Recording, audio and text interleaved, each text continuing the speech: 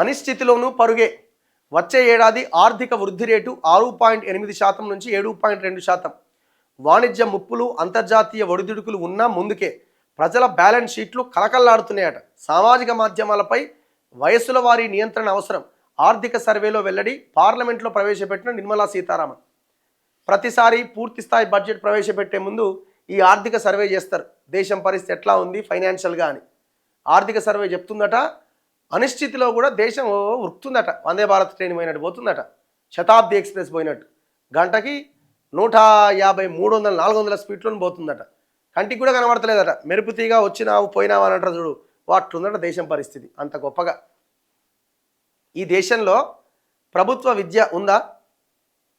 ఈ దేశంలో ప్రభుత్వ వైద్యం ఉందా? ఈ దేశంలో ఆకలి చావులాగినాయా? ఈ దేశంలో పేదరికం పోయిందా? ఈ దేశంలో నిరుద్యోగ రేటు తగ్గిందా పెరిగిందా? ఈ దేశంలో వ్యవసాయం చేస్తున్న ప్రతి రైతు మద్దతు ధర వస్తున్నదా? ఇవన్నీ పక్కన పెట్టండి. నేను ఫస్ట్ చెప్పిన రెండు, ప్రభుత్వ విద్య, ప్రభుత్వ వైద్యం. వెలిగిపోతుంది కదా దేశం. అనిశ్చితిలో కూడా పరుగులు పెడుతుంది కదా దేశం. మరి ఈ రెండింట్లో మీరు ప్రవేశపెడుతున్న బడ్జెట్ల లెక్క ఎంత? తీయండి లెక్కలు.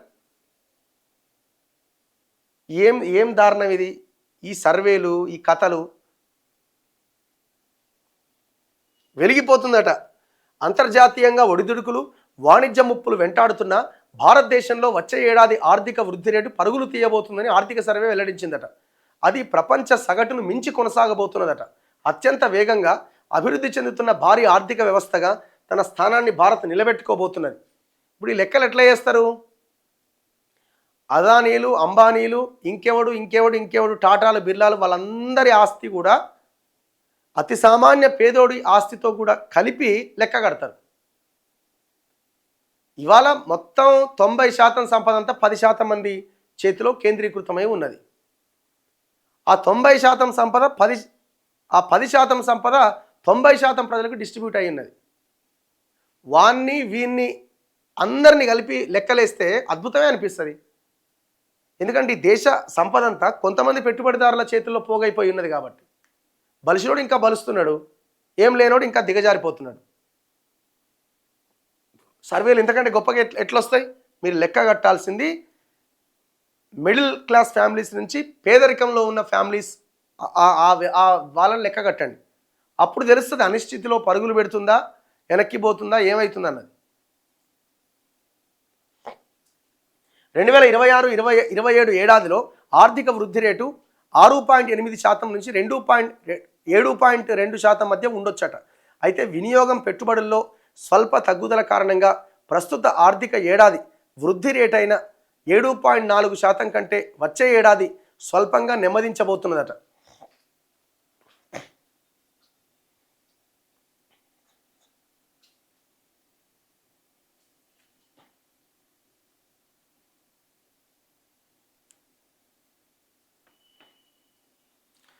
ఇట్లా చాలా అంశాల మీద ఈ ఆర్థిక సర్వే చెప్పింది. పోషకాహార అంతరంతో జీవనశైలి వ్యాధులు వస్తున్నాయట, లైఫ్ స్టైల్. ఇంకేదో ఒక భయంకరమైన రిపోర్ట్ వచ్చింది. ఈ పిల్లలు ఈ జంక్ ఫుడ్ తిని ఊబకాయం అంటే లావెక్కుతున్న వాళ్ళ సంఖ్య విపరీతంగా పెరుగుతున్నదట. ఇది చాలా ప్రమాదకరం. భవిష్యత్తులో పిల్లల స్థాయి నుంచే రోగాలు మరింత పెరిగే అవకాశం ఉంది.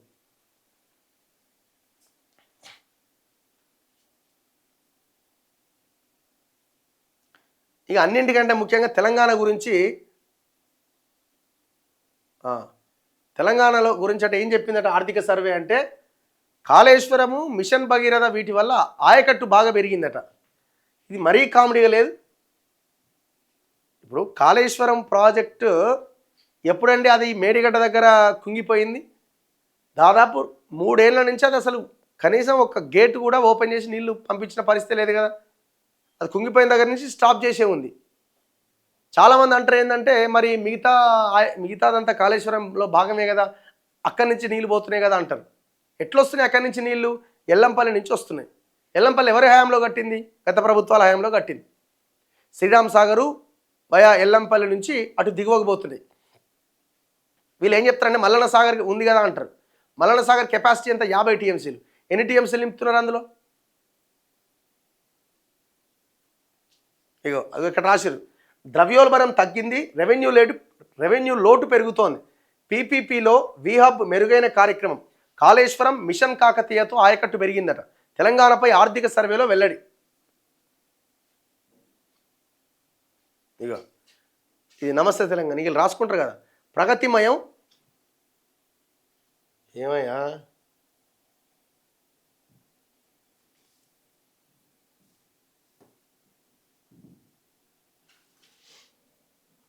ప్రగతిమయం కేసీఆర్ హయాం, పార్లమెంట్ సాక్షిగా ప్రశంసించిన కేంద్ర ఆర్థిక సర్వే అట.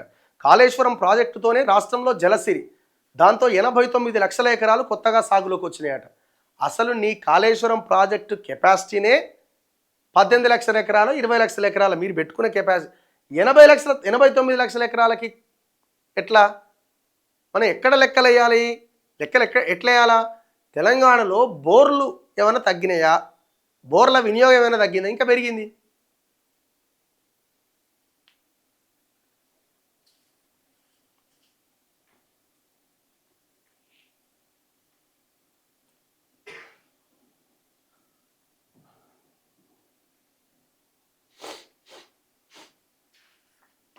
నెక్స్ట్ మిగతా వార్తల్లో ఇగో మేడిగడ్డలో అత్యంత తీవ్ర లోపాలు, దేశంలోని ప్రమాదకర 3 డ్యాంలలో అది కూడా ఒకటేట.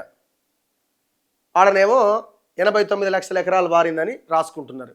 మరి కేంద్ర ఆర్థిక సర్వేలో కాళేశ్వరం ద్వారా ఆయకట్టు పెరిగిందని ఎట్లా రాసినారు? ఇది 3 ఏళ్ల నుంచి ఇది పనే చేస్తలేకపోయా. ఎక్కడి నుంచి వచ్చింది మరి నీళ్లు? ఎత్తిపోయినాయి కపాయ, మరి నీళ్ళు ఎట్లా వచ్చినాయి? దేశంలోని ప్రమాదకర 3 డ్యాంలలో అది కూడా ఒకటి. ముందస్తు భద్రత పునరావాస చర్యలకు ఎన్డీఎస్ఏ సూచన, పార్లమెంట్లో జలశక్తి సహాయ మంత్రి చౌదరి వెల్లడి. కాళేశ్వరం ఎత్తిపోతలలోని మేడిగడ్డ బ్యారేజీలో అత్యంత తీవ్ర లోపాలున్నాయని కేంద్రం వెల్లడించింది. దేశవ్యాప్తంగా 3 డ్యాంలు ప్రమాదకర స్థితిలో ఉండగా మొదటి స్థానంలో మేడిగడ్డ, తర్వాతి స్థానాల్లో ఉత్తరప్రదేశ్లోని లోయర్ ఖజూరి డ్యాం, జార్ఖండ్లోని బొకారో బ్యారేజీలు ఉన్నాయి. Dam rehabilitation and improvement project కార్యక్రమం అమలుపై గురువారం పార్లమెంట్లో పలువురు సభ్యులు అడిగిన ప్రశ్నలకు కేంద్ర జలశక్తి సహాయ మంత్రి రాజ్భూషణ్ చౌదరి సమాధానమిచ్చారు.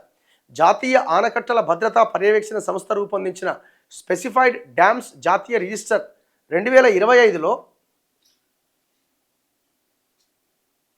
85 దాటిన 1681 డ్యామ్లను నమోదు చేసిరట.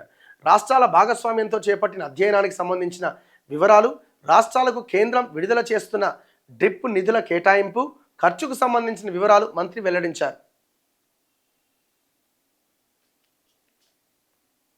సో ఇట్లా దాంట్లో తీవ్రమైన లోపాలు ఉన్నాయట. మరి ఏం చేశారు ఈ గవర్నమెంట్? ఏం చేసింది? దాని మీద ఒక కమిటీ వేసి దాన్ని ముందుకు తీసుకెళ్లాలా, ఆపాలా, ఏం చేయాలని అడుగుతున్నారు ఎక్స్పర్ట్స్. ఇంతవరకు కమిటీ లేదు, పాడలేదు. దాన్ని మళ్ళా కడతాం, తుమ్మిడిహేటి నుంచి తీసుకొస్తాం, ఆడ తుమ్మిడిహేటి దగ్గర నుంచి తీసుకొస్తామన్న హామీ ఇంతవరకు తట్టమట్టి ఎత్తింది కూడా లేదా.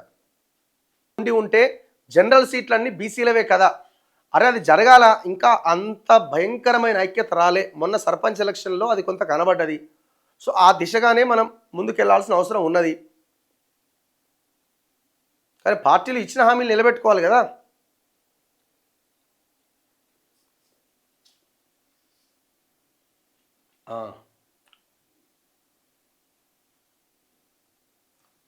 Guess the sponsored survey report on Kaleshwaram project.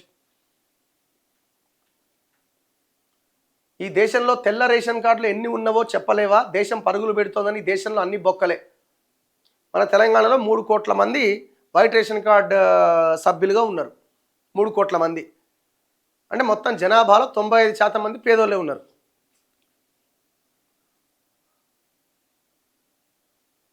Respond Etela comment on KCR, Etela KCR agent. ఇప్పుడు ఈటెల రాజేందర్ ఏమన్నాడంటే, ఆ వెనకాల ఎవరు ఉండే కదా, ఆయన మల్కాజ్గిరి ఎమ్మెల్యే రాజశేఖర్ రెడ్డి బీఆర్ఎస్ ఆయన. సో మీ బాసు గతంలో మా బాస్ అనేలాగా ఈటెల మాట్లాడిండు. ఇప్పుడు ఆయన పార్టీనే వేరా, ఆయన కథ వేరా, ఆయన బయటికి పంపిస్తేనే బయటకు వచ్చాయి. ఇంకా ఆయన ఏజెంటు ఇంకోటి అనుకోవడానికి అసలు అలాంటి అవకాశం ఉంటుందని అయితే నేను అనుకుంటలే.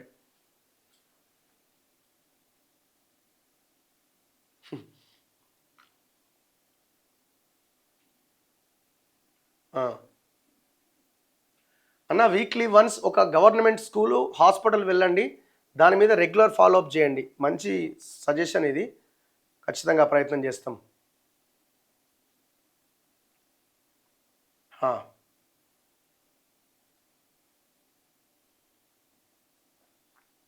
అసెంబ్లీకి రాని వానికి ఎమ్మెల్యే పదవి ఎందుకండి?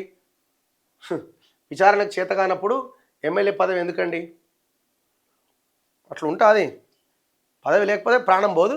అమ్మ ఆగం ఆగం. ఇప్పటికే ఆ మినిస్టర్ పదవి, ఆ ముఖ్యమంత్రిగా ఎట్లా ఓడిపోయినా అని చెప్పిన దానికే డైజెస్ట్ అవుతలేదు ఇంకా ఆయనకి.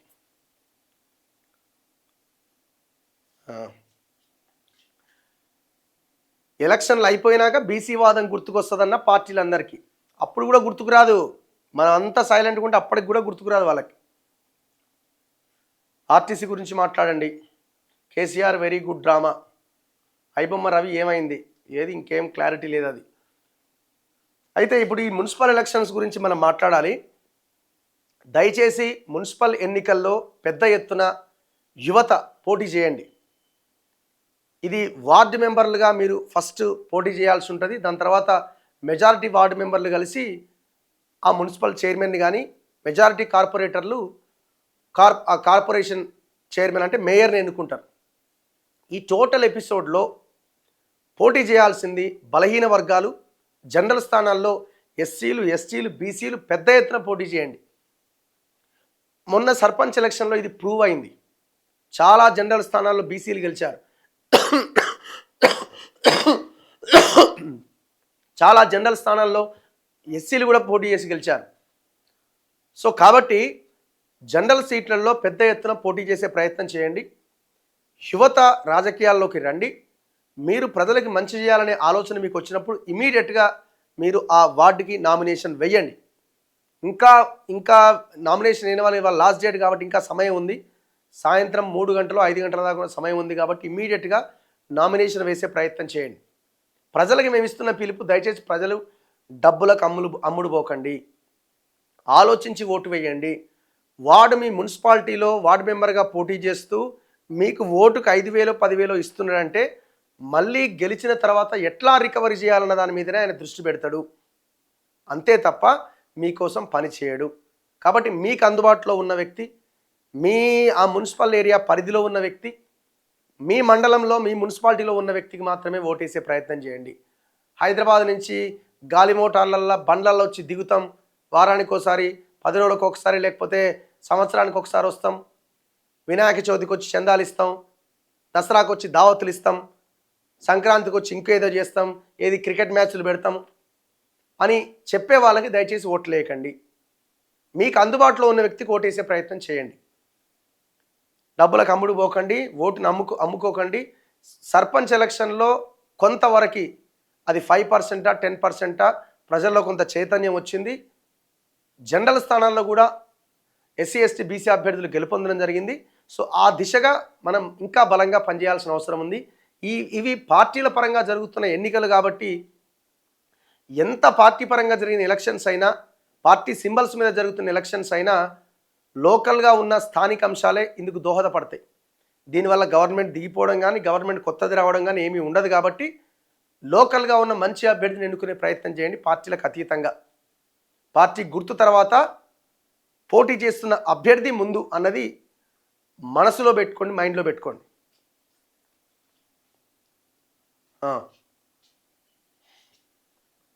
Thank you Raghu.